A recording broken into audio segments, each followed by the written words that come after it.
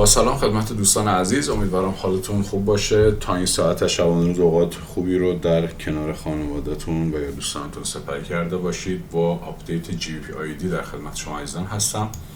یه موردی که من بهش برخورد کردم و در مورد مد شماریش مقداری باید بیشتر دقت می‌کردم این بود که بخش A من، این بازوی این بخش اصلاحی من عزیزان اینجا که به احتمال زیاد اینجا داریم الان حرکت میکنیم، با 5 موج به اتمام رسید. بخش 1 و 2، 1 از A، 2 از A، 3 از A، 4 از A و 5 از A. این داخلی 3 بود که خودش از 5 موج تشکیل شده، 1 و 2، 3 و 4 و 5. اینجا من باید بیشتر دقت میکردم.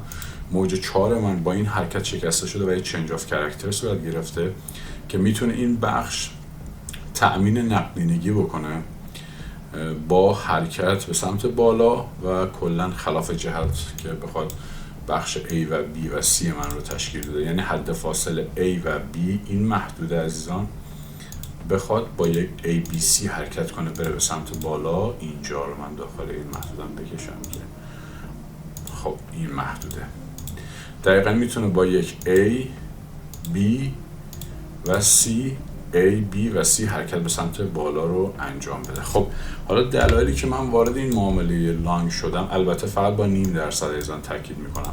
یکی این سطحی بوده که چند بار بهش واکنش نشون داده و ریجکت شده، قیمت دوباره به این سطح برخورد کرده و میتونه اوردرهای بای ما رو فعال بکنه.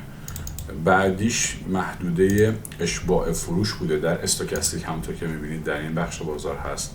یک HD مثبت اگه اشتباه نکنم اینجا من توی مکدی دیدم اون موقع. بله میتونه این سطح یک HD مثبت به من بده، یک هیدن دایورجنس رو به من بده و حرکت به سمت بالا انجام بشه. خب من این معامله سلم که ریسک فری هست، حالا خلاف جهت که دارم باز میکنم به خاطر اینکه من روی این حرکت هولو شد 70-80% اعتماد دارم بهش و دلایلم اوکی هست تا این حد.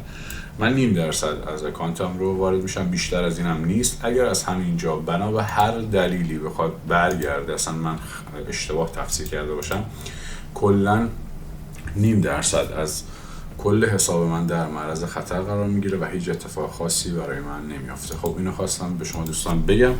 یک SL دارم محدوده 1.8810 هست. TP 1 من که به محض این که به اینجا برسه من 40-50% تک پروفیت دارم و بعد اون ریسک فری و TP 1 من میشه 1.9112، TP 2 من 1.9265، TP 3 من 1.9409 هست. خب با این معامله همراه میشیم ببینیم که چه اتفاقی خواهد افتاد.